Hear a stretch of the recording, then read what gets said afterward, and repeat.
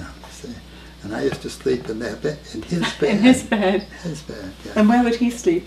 But he was gone traveling somewhere. yeah. Yes. And so then they said that they would like me to interview him, which I did. I was overwhelmed by that. And then, because he was looked upon in India as a saint. We don't have that phenomenon. No. But in India, the highest thing for you to be is not the wealthiest person, the most spiritual person.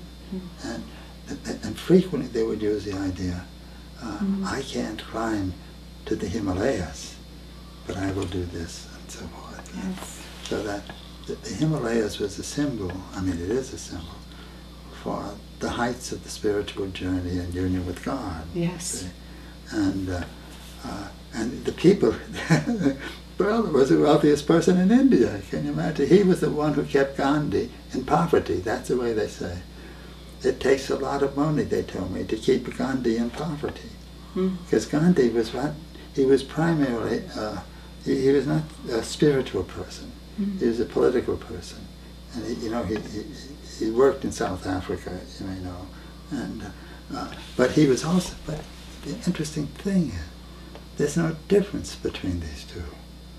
To be a person leading a nation or something like that, and changing everything in India and the Far East and whatnot. But it was clear every time this was touched that they thought that spiritual depth, heights, I should say, was superior to anything else. They really had this. I perceived that, and then when they asked me to they said, oh, we're making this movie, and we would like you to speak to my father. I said, wow, what an honor, you know. And so, no, I was very happy to do this. And then they told me something funny. They said, you know, that was a very fine conversation you had with my father. And you know your hand is in the picture? Your hand? That's what they said. But what happened, I was gesturing. Oh. And it was picked up in a strange way. And they were laughing about it. They thought that was very funny. Auspicious, perhaps. Yeah. But every morning, I'll wrap this up, and this will be the end of the story right now. But every morning, but they get up very early in the morning and meditate for the most part in India. See? And so they told me about the fact that he would go out each morning for a walk about 5 in the morning.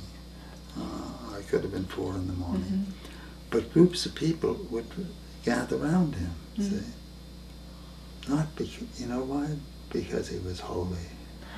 Not for the money, but but for the holiness. He was, I think, technically the wealthiest person in India at the time. But it's not, it's the spiritual, I would say this in general from my limited contact in India, that spiritual achievement is considered higher than money,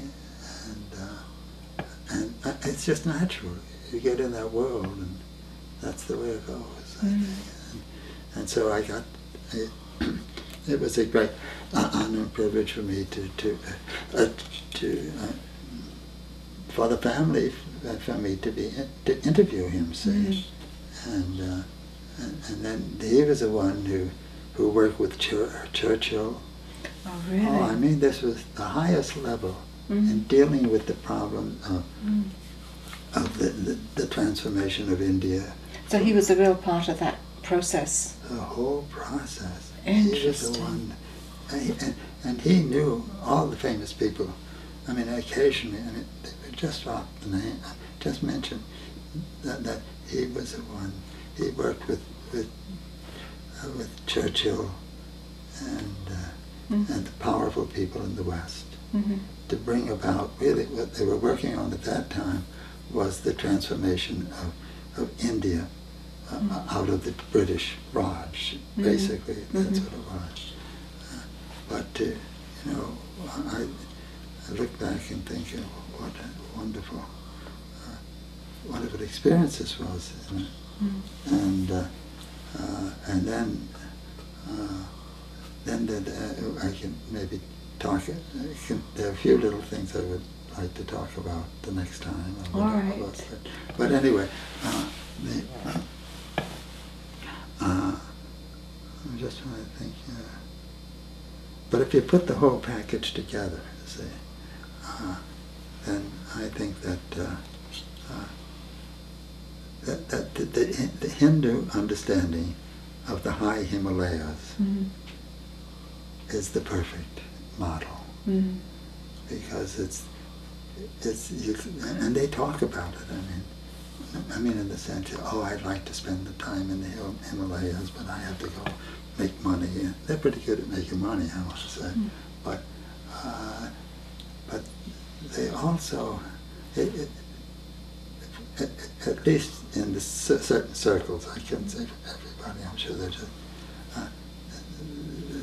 I don't want to idealize the Hindu world, you know, but at least more than the routine in the Western world, I think the Hindus have a sense of spiritual, that the life is really, our human life is intended as a spiritual journey. I guess that's the best way to express it.